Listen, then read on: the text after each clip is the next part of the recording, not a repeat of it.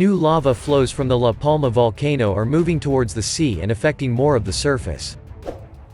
The La Palma volcano regains its destructive power after a few days where lava is confined to passing through the trampled area. Indeed, yes, with less force than it was a few weeks ago. Carmen Lopez, director of the National Geographical Institute's, IGN, Central Geophysical Observatory and scientific advisor to the Canary Islands, PVolca, Volcanic Emergency Plan, pointed out this Thursday that lava contributed to the new flows currently flowing between the La Laguna and Todoque Mountains. This new language affects virgin lands, parallels the previous one, the so-called Colada 4, and is located about 300 meters from the coast.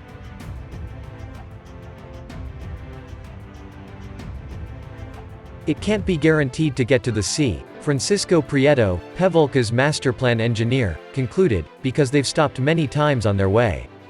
This is the latest chapter in a natural disaster that reached its 60th day in the eruption and which has destroyed 1,040 hectares of land, more than 1% of the island.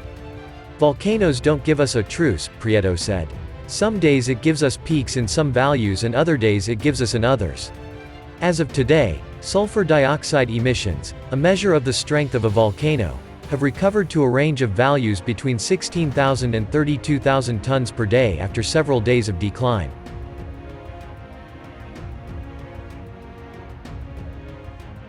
Lopez, however, prefers to highlight that the downward trend in this chapter continues. The tremors, the acoustic imprint left by the rise to the surface of magma and gas, have recovered to peaks that persisted through Wednesday. This Thursday, on the other hand, this signal has dropped, until it reached its current low, according to Carmen Lopez, which may mean a lower contribution to the cone. Seismicity deserves a separate chapter, which this Wednesday recorded its peak since the eruption began.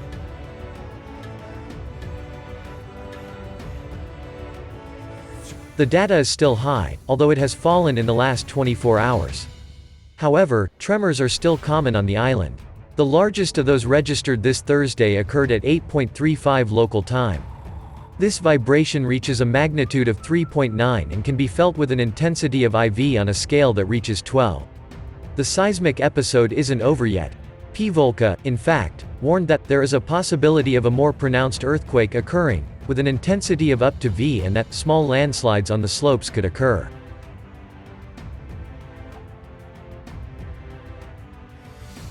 Air quality continues to be a concern for the authorities.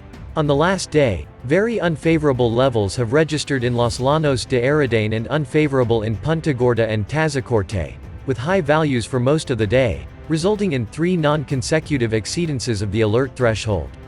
Ashes continue to be the common currency throughout the West, especially in Los Llanos de Aradane, where recommended values have been exceeded. Winds are also expected to turn eastward on Thursday and Friday, complicating airport operations.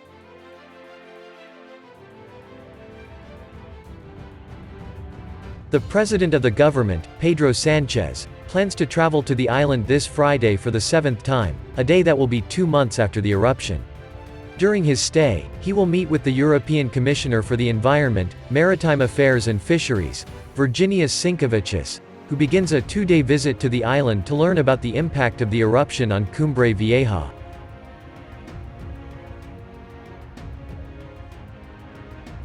So far, in all of his trips to La Palma, Sanchez has attended meetings of the PVolca Steering Committee and, in some of them, has held meetings with some of the families evicted from their homes or with sectors of the economy affected by the eruption. On Saturday, the PSOE leader will travel to Las Palmas de Gran Canaria to accompany his party mates on the first day of the Canarian Socialist Regional Congress, where Gel Victor Torres will be re-elected General Secretary.